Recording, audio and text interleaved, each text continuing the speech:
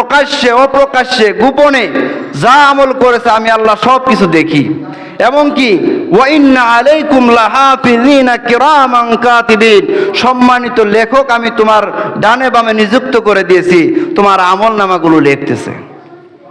এমনকি মা ইয়ালফিযু মিন কওলিন ইল্লা লাদাইহি রাকীবুন আতীদ, তোমার কণ্ঠনালী দিয়ে এমন কোনো কথা উচ্চারিত হয় না যা রেকর্ড করে না, সব কিছু রেকর্ড করতেছেন।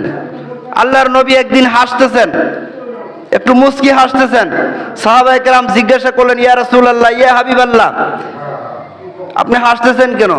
তখন রাসূল সাল্লাল্লাহু আলাইহি ওয়াসাল্লাম বললেন, একটা কথা হলো আবু আশআরী থেকে বর্ণিত এই হাদিসটি, আবু মুসা আল আশআরী থেকে বর্ণিত, যে রাসূল সাল্লাল্লাহু আলাইহি ওয়াসাল্লাম বলছেন, কিয়ামতের ময়দানে এমন অবস্থা হবে যারা মুমিন ব্যক্তি, ওই সকল ব্যক্তিরা নেক আমল করতে নেক আমলগুলো তাদের কাছে যখন আনা হবে তারা সব কিছু স্বীকৃতি দিবে।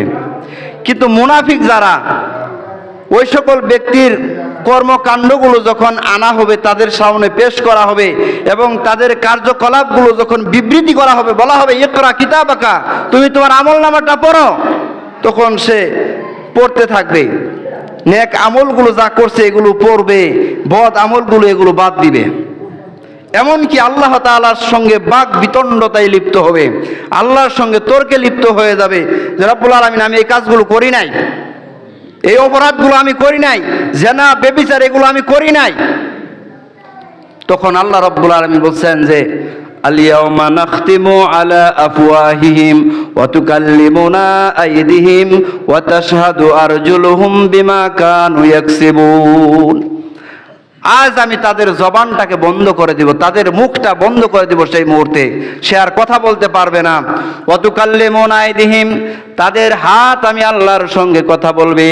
ওয়া তাশহাদু আরজুলুহুম বিমা কানু ইয়াকসিবুন, এবং তাদের পা সাক্ষ্য দিবে দুনিয়াতে তারা যা উপার্জন করেছিল। আল্লাহর নবী বলেছেন, এমনকি মুফাসসিরিনে কেরাম বলেছেন, সর্বপ্রথম ডান পা তাদেরকে সাক্ষী দিবে। আরেক জায়গায় বলা হয়েছে ইয়াউমা তাশহাদু আলাইহিম সামউহুম ওয়া আবসারুহুম ওয়া জুলুদুহুম, ব্যক্তির বিরুদ্ধে তার শ্রবণ শক্তি, তার দৃষ্টি শক্তি এবং তার অনুধাবন শক্তি অর্থাৎ অন্তর তার বিরুদ্ধে সাক্ষ্য দিবে। হাত্তা জুলুদুহুম, এমনকি তাদের চামড়া পর্যন্ত সাক্ষ্য দিবে তার বিরুদ্ধে। তখন সে আফসোস করে বলবে, তোমার জন্যই তো অঙ্গ প্রত্যঙ্গগুলো তাজা করার জন্যই তো আমি এই অসৎ পথ অবলম্বন করেছি, আমি সুদি কারবার করেছি, তো অসৎ উপায়ে অর্থ উপার্জন করেছি তোমাকে তাজা করার জন্যই, আজ তুমি আমার বিরুদ্ধে কেন সাক্ষী দাও?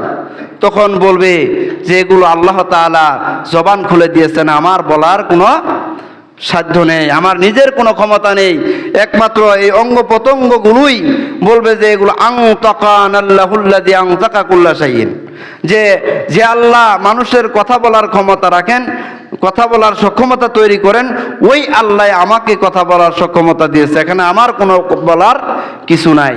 এভাবে ওই ব্যক্তি তখন নিজের জন্য আফসোস করবে, অনুশোচনা করবে, কিন্তু কোনো কাজ হবে না। ওয়ায়াকুলুল কাফিরু ইয়া লাইতানি কুনতু তুরাবা, কাফেররা বলবে, হায় আফসোস, আমি যদি মাটির সঙ্গে মিশে যেতাম কতই না ভালো হইতো।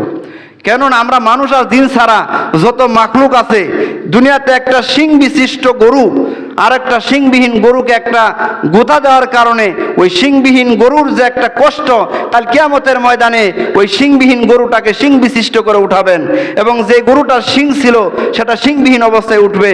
আল্লাহ তাআলা সেখানে সমতা বিধান কায়েম করে সমানভাবে ওই শিং বিশিষ্ট গরুটা আবার শিংবিহীন গরুটাকে একটা গোতা দিয়ে প্রতিশোধ নেবেন কিয়ামতের ময়দানে। তাদের কষ্টগুলো আল্লাহ দূর করে দিবেন এবং মাটির সঙ্গে মিশিয়ে দিবেন। কাফেরদের সামনে যখন এই দৃশ্যটা হবে তখন তারা বলবে, ইয়া লাইতানি কুনতু তুরাবা, হায় আফসোস, আমরাও যদি তাদের মতো মাটি হয়ে যেতাম। ইয়াউমা ইয়াউদুল্লাযীনা কাফারু লাউ তুসাওয়া বিহিমুল আরদ, কাফেরেরা আফসোস করবে আর বলবে, হায় আমরাও যদি তাদের সঙ্গে মাটির সঙ্গে মিশে যেতাম কতই না ভালো হতো। কিন্তু আল্লাহ তাআলা তা করবেন না। আল্লাহ তাআলা বলছেন, কাফেরদেরকে বলা হবে, ইসলাউহাল ইয়াউমা বিমা কুনতুম হাযিহি জাহান্নামুল্লাতী কুনতুম তুআদুন, এই হলো জাহান্নাম, যার প্রতিশ্রুতি তোমাদেরকে দেওয়া হয়েছে।